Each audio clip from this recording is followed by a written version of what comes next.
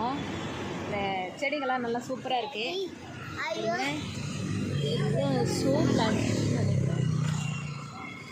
செம்ம பிங்காக இருக்குது.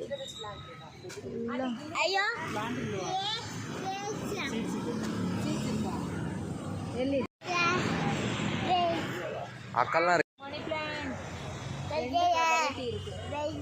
3 வெரைட்டி இருக்குது. மணி பிளான்ட்டு, நல்ல ஷோ பிளான்ட்டு, மணி ஷோ பிளான்ட்டு. அவ சொல்லுவா இந்த பாருங்க.